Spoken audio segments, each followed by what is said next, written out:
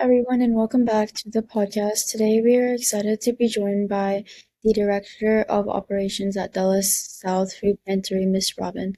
Can you please introduce yourself and explain your role as Director of Operations?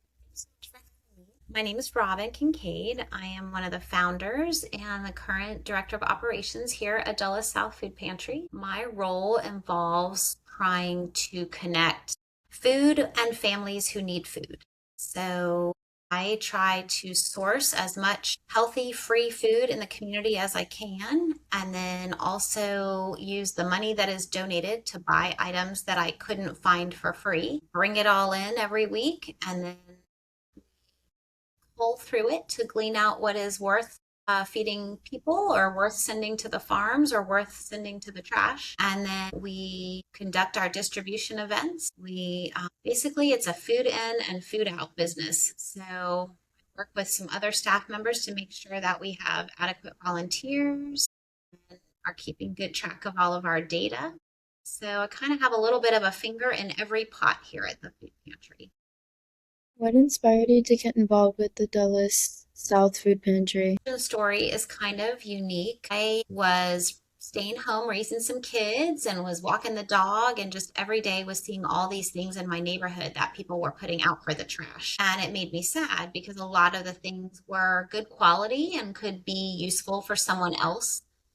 And we started talking to some friends about how I was wondering if I could start a connection where people donated things and people who needed things could meet and swap. And somebody said, "Oh, I have this friend I know that does that with clothing." It was an organization called Share House. So I started talking to that girl, and she said, I've been really feeling called to try to work on the issue of food. And so three ladies started meeting once a week at our kitchen tables. We were discussing food and clothing and household items and decided the most important thing was food. So we started talking to our friends and visiting local churches of all different faiths and just saying that we wanted to start a food pantry because if you look at a map of all of the food service industries in the county, they're all up in the Route 7 corridor. Lots of need up there, so it makes sense to put the food pantries where the need is. But as the Dulles South area was getting more built with South Riding, Stone Ridge, Kirkpatrick Farms, all these neighborhoods were getting built, but there was no food services for us down in the Dulles South area. So we started talking about it. A bunch of people came to our initial meeting, and that was in January of 2014. And today is actually our 12-year birthday. So 12 years ago tonight, we had our first distribution to guests. We served 7 families, and we thought we were amazing. Yep, but this week we served over 250 families. So a lot of growth. How many farms do you work with on a day-to-day basis? We receive food from several farms, JK Community Farms, the Piedmont Environmental Council, Willowsford Farm, and then we also in a Farm Less Ordinary in Loudoun County. Then we also give away food to 3 different farms that come and pick up our items from here so that they can feed their pigs and goats. And I don't exactly know all the animals that eat it, but I know those 2 do. What does a typical day look like for you? For me right now, Mondays, we bring in food from about 5 or 6 different grocery stores. We have a bunch of volunteers here to help manage that. We then have meetings and kind of stay on top of our to-do lists. And on Tuesday, we bring in more food, and around 1:30, we bring in a different set of volunteers who are there for our distribution events, which start at 2 o'clock. On Wednesday, we bring in even more food and serve different families on Wednesday. And then Thursday and Friday is all about catching up and placing orders and making the new grocery list. All of the food that our families receive is custom choice. So they get to self-select their meat, their soup, their baby food, their condiments, their deli items, their bakery, but we pre-pack the dry goods based on a grocery list. So it's kind of like an Instacart. They make a grocery list and our volunteers pack that part up for them. But they can tell us, do they want white rice or brown rice? Do they want regular rice or instant rice? Canned beans or dry beans? So it's all still very custom, which is a way that we can really uplift our families. Can you tell us about the mission of Dulles South Food Pantry? Our mission statement is out on our website. I don't have it memorized, but the idea is just to help anyone in the Dulles South area that has need. You don't have to qualify, you don't have to prove that you have a need. And we're just trying to rescue food from the community, sort of provide an opportunity for youth and retirees to support their community and have a place to learn what food insecurity looks like, and then also to serve our families that are in need. Who does the pantry serve, and what are some of the biggest needs you see in the community? So we serve the high school boundaries that are considered Dulles South. So Briarwoods, Rockridge, Independence, Freedom, Champ, all the high school boundaries that are on the southern end of the county. So Ashburn, Brambleton, Willisford, South Riding, Stone Ridge, all of those neighborhoods. And again, that's just because there are no services down here in the southern end. The biggest needs, I would say, honestly, are just to have someone recognize the need. I think so often sitting in your classroom at school or at your job, you may not realize that the person next to you is struggling to make ends meet. This is a very expensive area to live. And most of our families are employed, sometimes with multiple jobs, but they don't quite have enough to buy the prescriptions, pay for soccer cleats for their kid, get the gas money to get back and forth to work, and also have enough for adequate nutritious food. So we do find that produce is probably the most popular thing that we offer. We're very invested in spending our donated money on fresh produce or fish or halal prop meat so that we can ensure everybody's getting good proteins and vitamins and minerals in their food. These items are always a big hit. Cereal, oatmeal, breakfast bars, pancake mix. Also dry beans and lentils, canned proteins like tuna and chicken, sardines. That was a big eye opener for me. I did not realize how many people eat sardines. So we always have that on our wish list. We update our wish list on our website every Thursday to reflect what we need for the following week. How has demand for food assistance changed over the years? It's a great question. It's been very surprising. We had very modest, steady growth in our first probably 3 to 5 years. Just word gets out, friends tell friends, people find it to be a safe space, so they let other neighbors know about us. But then the first government shutdown happened in 2019, and Chair Randall, who was the Board of Supervisors chair for Loudoun County, called and asked if we would do extra distributions to support those families. And really, from then on, it's just been rampant growth between COVID and inflation and recessions, additional government shutdowns. One of the things I think has been so inspiring that came out of COVID is the fact that I think people are more comfortable now asking for help, that the stigma around needing to ask for food has softened, and people realize that you can be gainfully employed doing all the right things and still need extra help to make your budget work. So we're experiencing somewhere between 10 and 20% growth every year, which has just been very eye-opening. What goes into running a food pantry behind the scenes? Well, it's messy, it's smelly, it's sometimes dirty. Some of our food comes straight from the farms, and so you've got mud caked on some of the produce. There's a lot of obviously food safety, so we have to stay educated about food safety protocols and do a good job cleaning and maintaining our space. Also, just it's really important to us that we provide a safe space for teenagers to come and experience what volunteering feels like and have the opportunity to realize how good that feels and how all working together can make such a difference. If everybody does one little thing, you can accomplish a lot together. But managing all those volunteers is quite a project. We actually have multiple staff members who help us manage our volunteers and make sure our shifts are full. And I think the other shocking thing to most people would be the amount of waste at the grocery stores. When we go into the store and don't buy something because the package is damaged or the apple has a bruise on it, there's a lot of stuff that would get thrown away if food pantries didn't go pick it up. How do you manage food donations, inventory, and distribution? We do everything based on pounds here. So we weigh everything that comes in the door, all the donations, all the purchases, and then we weigh everything that goes out. We weigh our trash, we weigh what we send to the farm, we weigh what we send home with our families. And that way we can kind of ensure that we're giving at least 4 to 5 days worth of food to each person in the family. Average person eats 3 to 5 pounds a day. So we want to make sure that we send them home with somewhere between 16 and 20 pounds so that each person can have 4 to 5 days worth of food. So bigger families would obviously get more food. And then we just try to have a variety. So we ask for things from the community, or we purchase if we just feel like we need some additional variety or have run out of a most popular item. What are some of the biggest operational challenges your team faces? Great question. I think space is always a struggle. You have times during the busy season, which is the fall food season, where you just do not have enough space for all of the donations. And yet, you can't afford to give it all away because you need some of that to help you get through the winter. It's kind of like the squirrels.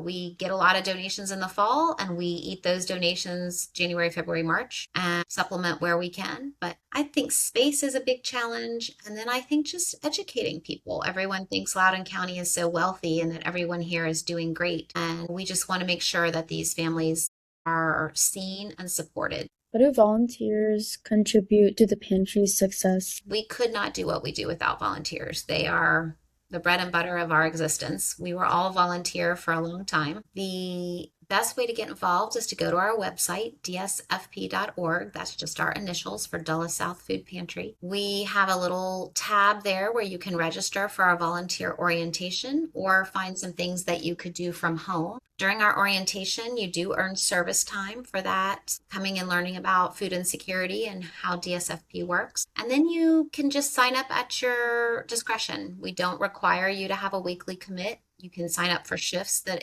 appeal to you and that are at a time and date that work for you. They carry things for us, they drive to stores, they wash things, they serve things, they count things, organize things. So everything that we need here, our volunteers are doing. Can you share a story that highlights the impact the pantry had on someone's life? Yes, we've had a lot of families write back and reflect on the difference DSFP has made, not only in helping them through a tough time, whether that is the death of a main financial provider, for instance, if your spouse died and they were the main paycheck, or if you had a medical situation that threw your budget off balance. We've had families write back about how DSFP helps them not only with free food, but just with a friendship and just the uplifting thing that comes with supporting each other. Our tagline is neighbors feeding neighbors, and that's really because we want to get to know our families. We want to help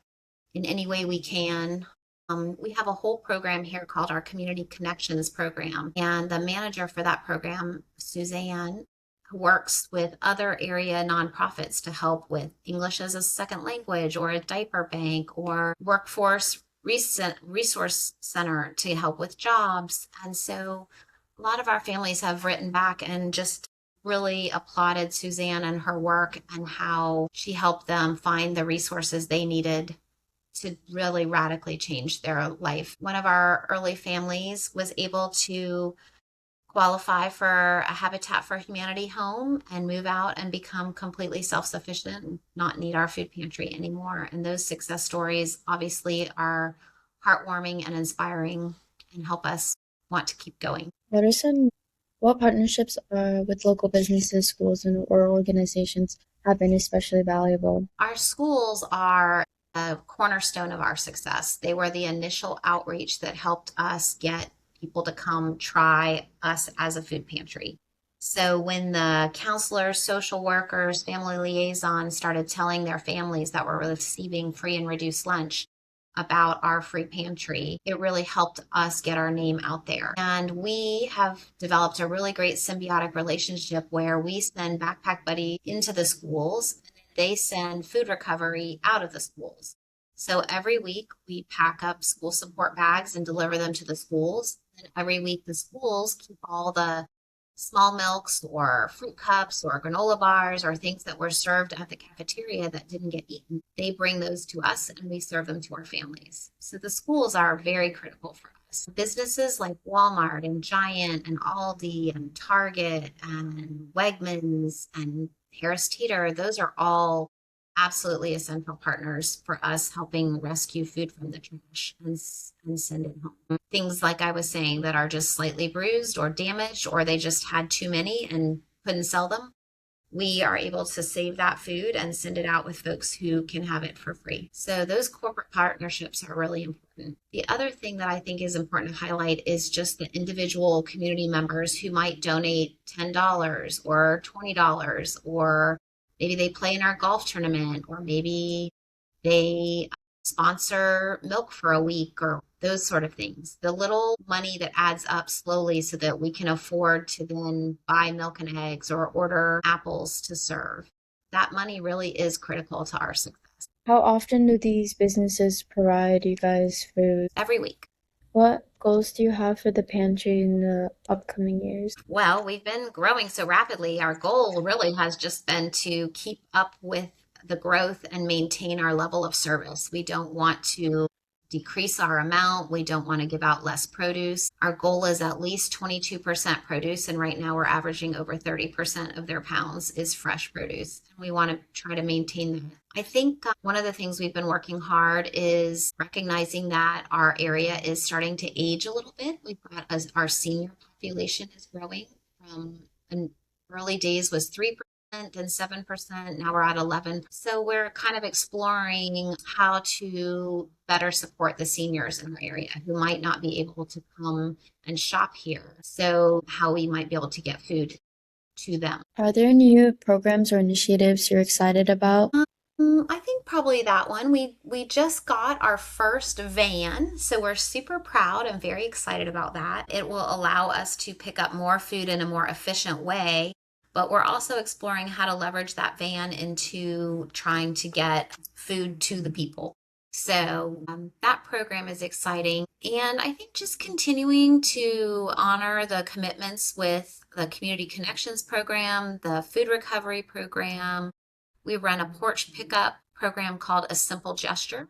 So 5 times a year, our volunteers go drive around the neighborhood and pick up food off people's front porch that they want to donate. And so just growing that program to continue to help us have enough dry goods to meet the need. So yeah, we are in a season of just trying to keep it going. How can community members get involved and support your work? I think visiting our website would be the first step. That way you can decide if you want to come in and do the orientation class and be an on-site volunteer, or if you'd rather be a financial donor, or if you'd rather run a food drive or assemble toiletry kits. We have a lot of great ideas out there of ways to get involved, and each family and each individual probably needs to decide the best way for them. You guys have like any where people can get information to like learn how to volunteer daily? Tab that says want to help on our website is a great place to start. It will show you, some of these ideas I've mentioned, assembling meal kits or toiletry kits or snack bags, great things to do over the summer while you're home. And then there are other tabs that would talk about the other ways to get involved. So the website is great. How often do people come and volunteer on a day-to-day basis? It's very much at your discretion. As a volunteer, once you're trained, you can come every week. You can come once a year, whatever you have time for, whatever commitment you want to make. What has been the most rewarding part of your job? I just really love these families. It's been surprising to me how connected I have felt from the initial days, and just learning their stories and being so inspired by their commitment to making their lives better, making their kids' lives better. I've also been really inspired by some of the volunteers, the other staff, the board members, and just kind of recognizing that everybody brings a unique perspective and skill to the table and to the pantry. And if we all work together, amazing things can happen. What is something you wish more people would understand about food insecurity? I think it's really important to recognize that it's happening. I think a lot of people are reluctant to admit that there are people who are hungry right in their neighborhood, but it's real. People are skipping meals. People are eating in unhealthy ways just because it's cheap. And so I wish more people understood what food insecurity was. One of the things we're really proud of is our orientation about how to become a volunteer does have an educational piece to it. And we've trained over 5,000 people in the Dulles South area about food insecurity and what that looks like. What advice would you give to someone who wants to make a difference in their community? Don't discount what you can accomplish. I 12 years ago today did not think that I would be sitting here with a full-time job and nine other employees and feeding 275 families a week. It is amazing if you are courageous what you can accomplish. So don't be scared, be bold, grab the dream and run. If listeners remember one thing from this conversation, what would you like to be? Community is positive. I think the news makes us feel like everybody's in their corners and everybody's angry with each other. But every day here, I see so many kind, loving people, happy people, people who are willing to work alongside each other to make a difference. Community is kind, community is loving. Thank you so much for joining us today and sharing your experiences and insights. We appreciate all the work you and your team do to support our community. We look forward to seeing the continued impact of Dulles South Food Pantry. And thank you for being with us on to the podcast. You're so welcome. I love the title, Kindness Chronicles. That's what we're all about, right? Yeah, thank you so much. Have a great afternoon. Thank you, you too.